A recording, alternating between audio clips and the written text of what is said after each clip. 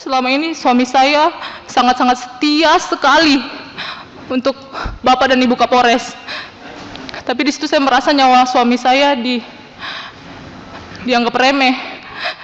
Saya juga mendapat informasi aduan dari beberapa bayangkari yang ada di sana, dibilang ini, Ibu, kami masa memposting Ibu di Facebook atau di mana gitu untuk memberikan support, kok kami diancam ya, dibilang nanti suaminya mau dimutasi.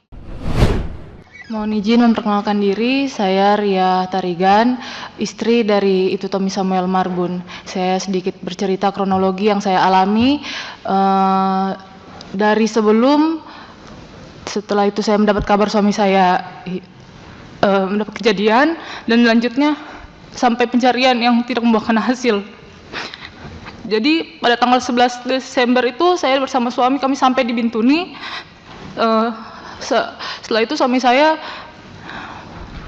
mempersiapkan operasi ini. Jadi dia mempersiapkan pasukan, dia mempersiapkan senjata dan sebagainya. Di sela-sela itu kami masih mempersiapkan Natal karena kebetulan kami Nasrani. Setelah itu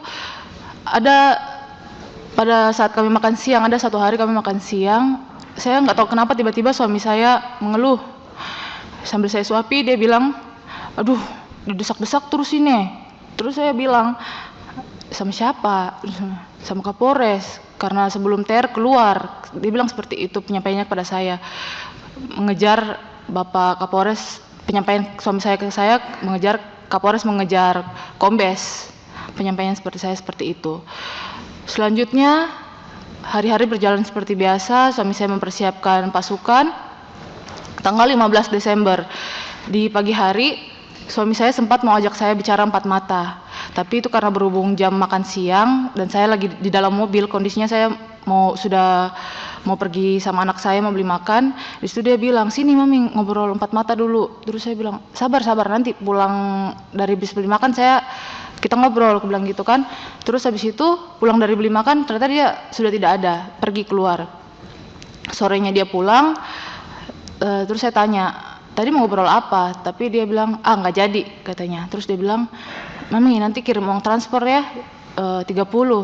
Terus saya protes kan, uang transfer apa lagi? Terus dia bilang, habis ini didesak-desak tapi tidak kasih modal. Yang di situ saya duga pembicaraan suami saya itu ditujukan oleh Kapolres. Terus setelah itu berlanjut, saya telepon mertua saya untuk suami saya mau berpamitan kan, mau pergi, kita berdoa bersama. Di situ yang buat saya agak merasa kenapa ya? Soalnya setelah berdoa, Bu, suami saya sedikit. Tadi uang transfer itu untuk apa, Bu? Bisa dijelaskan lebih lanjut lagi? Suami saya infonya bilang ke saya untuk uang transportasi mobil Hilux untuk naik ke operasi ini, untuk menjalankan operasi. Di situ makanya saya protes kenapa pakai uang pribadi untuk menjalankan operasi. Terus setelah itu kami berdoa. Di situ suami saya kan sudah biasa masuk hutan, tapi di sini pas kami berdoa kenapa dia seperti menangis. Terus saya bilang, papi takut, kok takut nggak usah pergi, saya bilang begitu. Terus dia cuma ketawa-ketawa, dia senyum-senyum ketawa, dia bilang tidak seperti itu. Terus dia pamit bersama keluarga, dia pergi ke rumahnya Pak Roland sebagai titik kumpul di sana. Terus saya dapat chat sekitar jam 8 malam. Di situ suami saya chat, bilang, Mami, ini nanti transfer ke sini ya uang transportnya. Dia kirim nomor rekening kan, sudah saya transfer ke sana. Setelah itu suami saya memang sempat singgah sekitar jam 10 atau 11 malam itu sempat singgah ke rumah. Tapi cuma ambil kebutuhan baju, setelah itu langsung pergi. Setelah itu suami saya sempat bilang nanti kalau ada sinyal baru dikabarin. Selanjutnya tanggal 18 itu Bapak Wakapolres dan Ibu Wakapolres datang ke rumah saya sekitar jam 1.30 siang menginformasikan kalau suami saya longbootnya terbalik. Pada saat itu informasi yang pertama saya dapat itu longbootnya terbalik. Terus saya tanya, siapa yang lihat? Tahu dari mana informasinya? Terus dia bilang, Bapak Waka bilang, informasinya belum jelas, tapi katanya dari tim yang sudah longboot yang satunya bilang mereka lihat perahunya Tommy terbalik tapi orang-orangnya nggak ada. Itu informasi pertama yang saya dapat. Terus saya sampaikan juga ke mertua saya, ke keluarga saya seperti itu. Setelah itu jam 3 siang saya dapat telepon dari Ibu Kapolres. Ibu Kapolres menyampaikan semangat seperti itu kan. Terus hal pertama yang saya pikirkan pada saat itu adalah helikopter dan drone untuk penyelamatan nyawa suami saya. Itu hal pertama yang saya pikirkan. Saya minta, Mbak, saya mohon Mbak, mungkin bisa bilang ke Abang, helikopter sama drone Mbak secepatnya. Saya bilang seperti itu. Dan diiyakan, iya Dek, nanti Mbak sampaikan ke Abang, katanya.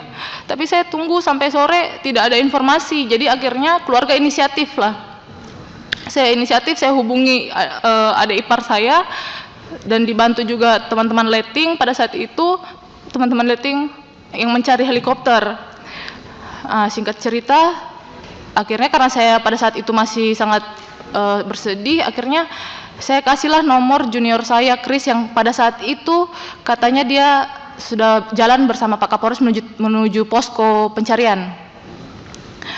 Sudah setelah itu saya kasih nomornya Chris, maksudnya saya itu supaya dikoordinasikanlah helikopter ini, maksudnya seperti itu. Tapi saya tidak tahu, malamnya saya dapat informasi heli di cancel.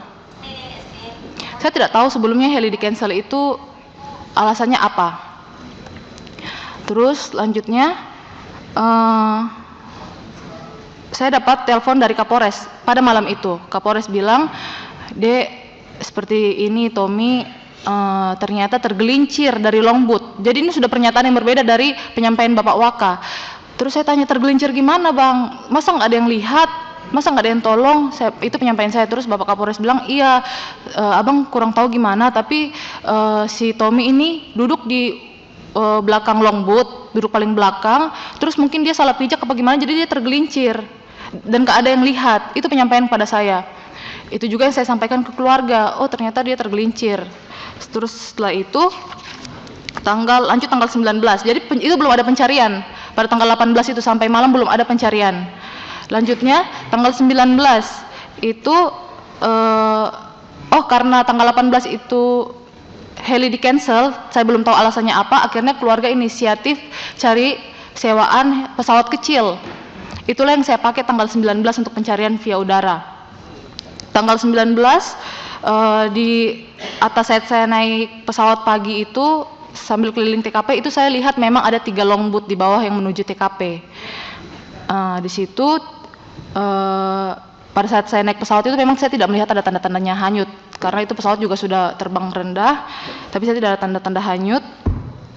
Selanjutnya tanggal 20, di sini baru mulai kejanggalan-kejanggalan saya rasa. Tanggal 19 saya sempat tanyakan ke Bapak Waka, Bapak kira-kira helikopter perbantuan dari dinas sudah kapan ya, ada infonya belum ya? Karena belum ada infonya, akhirnya saya hubungi lagi ke teman, bisa nggak ini helikopter buat tanggal 20 pencarian besok. Terus habis itu dari bagian helinya bilang gini, Mbak, kalau kayak gitu DP dulu, nanti di cancel lagi. Terus saya bingung, siapa yang cancel? Tanda tanya saya kan, karena saya nggak ada cancel, tapi nanti di cancel lagi. Akhirnya saya di situ saya mentransfer uang untuk heli untuk tanggal 20. Setelah tanggal 20 saya ikut pencarian. Pertama helikopter sewaan kami keluarga dengan dinas ternyata sudah sampai tanggal 20 itu. Bapak saya ikut di sana pas pencarian pagi. Terus setelah itu pencarian saya kurang tahu, itu nanti mungkin dijelaskan Bapak saya untuk tanggal 20-nya itu. Setelah itu sorenya heli kembali. Karena heli kembali, saya kan sebagai istri saya merasa belum puas, jadi dan waktu itu masih sekitar jam 4, jadi saya bilang ini heli masih bisa putar sekali lagi nggak? Kalau masih bisa putar sekali lagi saya yang lihat sendiri, saya mau cari. Terus habis itu akhirnya heli di ACC, pergilah sore itu saya ikut pencarian sekali lagi, tapi ternyata tidak tembus karena di wilayah sana sudah mendung, sudah gelap, jadi helikopter terpaksa kembali lagi.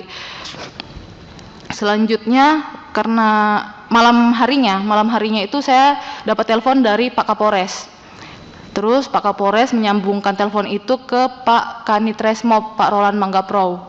Di situ Pak Roland menceritakan, Ibu, kejadiannya itu pertama saya adalah orang yang menyeberang berenang, diikuti berapa anggota, cuman saya merasa arus kencang, makanya saya sudah kasih kode silang-silang, dan orang bapak yang berada di sisi suami saya yang berada di sisi sungai itu, mereka sudah kasih kode oke. untuk tidak menyeberang. Keterangan Pak Roland, dia masuk bersama anggota yang sudah berhasil menyeberang, mereka masuk ke dalam hutan sekitar 20 meter. Di situ dia dengar kalau ada suara dari sungai, arah sungai, teriakan 2 kali. Akhirnya mereka ini lari kembali ke arah sungai. Pas mereka kembali ke arah sungai, ternyata Pak Roland bilang dia melihat suami saya berdiri di satu tandusan yang airnya setinggi lutut. Setelah itu suami saya terduduk, tersapu air, dia sempat lihat tangan suami saya sekali panggil begini. Masih ada sekali, habis itu hilang. Di situ penjelasan Pak Roland, dia mau menolong suami saya, dia mau berenang ke arah sana, tapi katanya mukanya tertumbuk kayu yang buat Pak Roland pusing, jadi tidak sampai ke titik suami saya yang lihat mereka tandusan sebatas kaki itu. Setelah itu, karena saya tidak percaya begitu saja dengan apa yang disampaikan, tanggal 21 saya telepon anggota yang memang ada juga satu tim bersama suami saya. Saya telepon, saya tanya, Gideon, bagaimana cerita kronologi sebenarnya? Apa yang terjadi sama Bapak sebenarnya? Di situ Gideon memang bilang, pertama saya tanya, siapa yang satu tim sama Bapak pada saat menyeberang? Dia bilang, Ibu, ini. Terus, kalau gitu yang dari Brimob siapa? Saya tidak kenal, Ibu, katanya. Ada nomornya enggak? Tidak ada, Ibu. Terus bagaimana menurut penglihatan kamu? Saya tidak tahu, Ibu, seperti itu kan. Terus dia bilang, Ibu, kalau untuk kronologi mungkin Ibu bisa tanya ke Pak Roland, karena Pak Roland yang Pak Kanit katanya kan, Pak Kanit, karena Pak Kanit yang waktu itu lihat. Terus saya bilang, tapi saya mau tahu versi kamu. Terus dia bilang, saya tidak berani, Ibu. Itu menjadi tanda tanya kepada saya pada saat itu. Akhirnya saya mematikan telepon, terus saya tanda tanya ke saya, kenapa anggota tidak berani berbicara? Itu satu tanda tanya saya.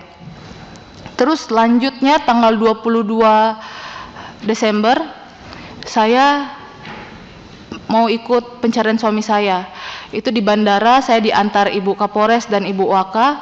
Di situ ada sesuatu yang membuat saya sedikit hancur karena sembari menunggu helikopter disiapkan, saya duduk-duduk bersama Ibu Kapolres dan Ibu Waka, disaksikan dengan Ibu Waka.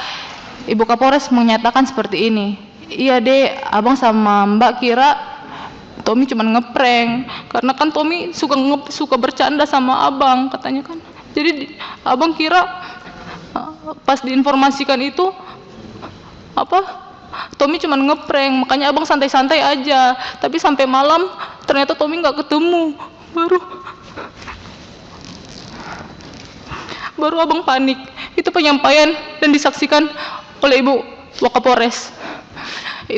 Setelah itu saya mendengar itu, saya langsung berdiri, saya keluar. Saya sedikit hancur sebagai seorang junior karena selama ini suami saya sangat-sangat setia sekali untuk Bapak dan Ibu Kapolres. Tapi di situ saya merasa nyawa suami saya dianggap remeh. Setelah itu saya ngobrol bersama Pak Roland di luar ruang tunggu. Kami bertatapan jarak seperti ini. Saya tanya Pak Roland, bagaimana Pak Roland? Terus, iya Ibu, begini. Terus saya lihat kan, karena penyampaian Pak Roland kan katanya dia mau menolong suami saya, tapi mukanya tertumbuk kayu. Jadi saya pikir, berarti kalau itu minimal pasti ada bekasnya. Harus kayu besar dong yang buat kita pusing sampai tidak bisa melakukan pertolongan. Saya lihat mukanya, saya perhatikan. Di situ saya tidak mendapatkan tanda lecet atau memar sedikit pun. Setelah itu saya lanjut naik helikopter. Kami diturunkan di posko. Dari posko kami pergi ke daerah mau untuk naik longboat. Dari situ kami pergi ke Muara Rawara. Kali Rawara ini dia jaraknya dari TKP ke Kali Rawara itu sekitar kurang lebih 10 jam. Jadi masih jauh sekali. Kami di situ di drop naik longboat. Kami di situ melakukan prosesi adat dan ada pencarian sedikit di area sekitar. Setelah itu sampai sore hari akhirnya saya balik karena saya ada anak kecil, jadi saya tidak bisa terlalu malam sampai di sana. Saya pulang selanjutnya tanggal 22 Desember. Jadi tanggal 21, 22 Bapak saya melanjutkan pencarian bersama Bapak Kapolres. Itu saya di rumah saja. Tanggal 22 saya dapat voice note dari Ibu Kapolres. Kalau berkenan didengarkan, biar saya dengarkan. Di situ pernyataan dari Bapak Kapolres menyampaikan bahwasannya mereka yang ada di TKP itu hampir disanggung oleh KKB. Terus di situ karena pas pada saat itu bapak saya juga ada di situ, saya cross check lah ke bapak saya, Pak, benar nggak ini yang disampaikan Bapak Kapolres kepada keluarga? Di situ bapak saya bilang ini, oh tidak, itu tuh cuman penglihatan spiritual, cuman penglihatan paranormal. Tapi itu yang disampaikan ke keluarga. Kalau berkenan saya mau dengarkan. Ya, silakan Bu. Om Tarigan, ini Papi sama Om Tarigan, bapaknya Ria menuju ke titik paranormal yang dikasih lagi sayang, dibantu sama Danion. Ini Papi baru tiba dari titik hanyut, tapi di sebelahnya kali yang banyak OPM-nya. Semalam bermalam di sana dan kita hampir disanggung sama 5 OPM. Makanya Papi langsung pulang karena ada 4 orang sipil. Nanti ketembak, Papi diserahkan lagi. Jadi sampaikan sama Ria kayak gitu dan bapaknya menyaksikan sendiri sayang. Dan hal ini juga disampaikan ke masyarakat-masyarakat. Yang membuat saya kecewa juga adalah itu sangat berpengaruh sekali Bapak untuk pencarian suami saya, karena masyarakat yang tadinya mau membantu untuk pencarian semuanya mundur karena takut. Itu yang buat saya juga kecewa, kenapa Bapak Kapolres seperti itu, sedangkan suami saya selama ini sangat bekerja dengan sepenuh hati. Selanjutnya, oh ya, tanggal 23 itu yang saya ikut pencarian itu sudah tidak ada lagi, belum pernah lagi saya ikut pencarian sampai pencarian itu berakhir. Selanjutnya bulan Januari, pemberhentian pencarian kan sementara tanggal 31 Desember. Kapolres menjanjikan kepada pihak keluarga akan ada pencarian tahap 2. Terus keluarga kami menunggulah akhirnya kan. Pada saat itu Pak Kapolres bilang, nanti ya Dek, ini habis paparan, nanti ada informasinya kami sampaikan. Tapi ternyata hasil paparan juga tidak disampaikan kepada keluarga. Terus saya tanya ke Bapak Kapolres, Pak, kira-kira bagaimana pencarian tahap selanjutnya? Di situ Pak Kapolres bilang, Dek, nanti tunggu sprint dari Kapolda.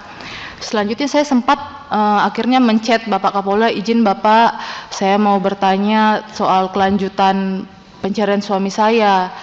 Soalnya di sini Bapak Kapolres mengatakan menunggu sprint dari Bapak.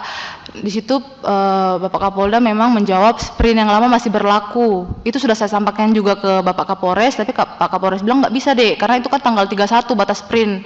Akhirnya oh ya sudah, Pak Kapolres bilang tunggulah Dek ya, nanti diinfokan. Baik Bang, saya bilang pada saat itu.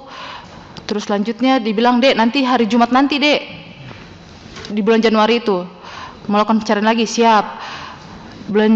Hari Jumat kok diundur lagi, dibilang Dek nanti hari Senin lagi Dek, gitu kan, diundur-undur terus sampai tidak ada kejelasan. Akhirnya saya datang ke Polres pada tanggal 21 Januari, saya bertanya ke Bapak Kapolres soal sprint tapi memang tidak mendapatkan jawaban.